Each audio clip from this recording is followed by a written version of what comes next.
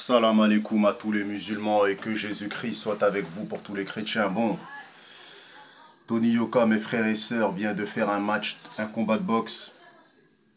Il a emporté au deuxième round.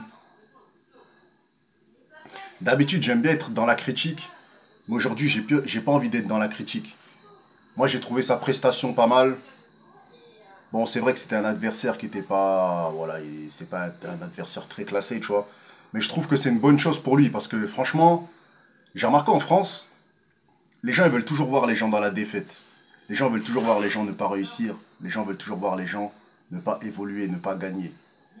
Et bon, Tony Yoka, c'est un frère Renoir, t'as vu, c'est un frère de Kin, tu vois. C'est un Congolais et tout. C'est un frérot, tu vois, je veux dire. Donc, par rapport à ça, moi je ne veux pas rentrer dans les débats. Ouais, il a affronté un plombier, il a affronté ceci, il a affronté cela. Moi je regarde qu'il a gagné le combat et qu'il est monté sur le ring. Comme j'ai dit, Tony Yoka, ce qui est bien avec lui, c'est que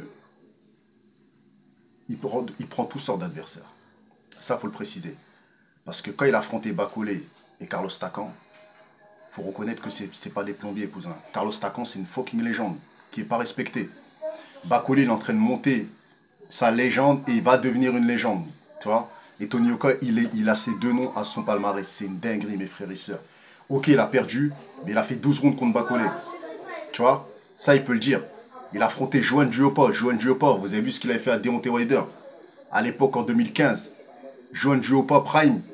Je pense pas que Tony Yoka aurait tenu contre lui, c'est impossible. Parce qu'il a fait trop de sale à Deontay avant de se prendre un KO. Il a fait du sale. Et Deontay, il a dit quoi en interview? Que le mec qui frappait le plus fort, c'était Joan Duopa. Tony Yoka, il a mis KO. Il a mis KO hors prime, je tiens à préciser. Mais il a quand même mis KO Joan Duopa. Ça, faut le préciser, mes frères et sœurs, tu vois. Donc voilà. Donc, grosse force, les frères et sœurs, à Tony Yoka. C'était un bon combat. C'est une bonne chose. J'espère qu'il va prendre plusieurs personnes comme ça. Parce que c'est comme ça qu'on se fait la main. Moi, je pense que Tony Yoka, quand il est passé pro, il voulait tout de suite affronter des tueurs. Quand il a commencé à affronter des tueurs, il a vu que voilà. Il a vu que c'était un autre game. Il a vu que c'était pas le même niveau.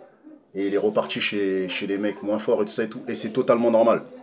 Il a essayé, il n'a pas réussi. Il revient, mes frères et sœurs, à affronter des mecs que c'est un peu plus simple. Et il a totalement raison. Mais j'espère qu'un jour, il va affronter encore des tueurs. Hein, parce qu'il a déjà affronté quand même 3 tueurs. Je le répète, Bacolé, tueur. D'ailleurs, Bacolé, c'est le plus tueur des 3. Entre Carlos Takam, Joan Duopa et Bacolé, le plus tueur. Non, le plus tueur, c'est Joan Duopa. C'est Joan Duopa parce qu'il a, voilà, il a affronté Deontay Wilder et c'est... Duopa, c'est... Voilà, moi j'aime bien ce boxeur-là. C'est un mec de chez nous, cousin. C'est un mec du Nord, c'est un mec d'Abbeville. C'est un mec qui mérite plus de respect, cousin. Tu vois. Donc dis ce que vous en pensez en commentaire. En tout cas, force à Tony Yoka, mes frères et sœurs. J'apprécie son combat, j'apprécie ses patates qu'il a mis. J'aime ça, mes frères et sœurs. Force à lui, on est ensemble.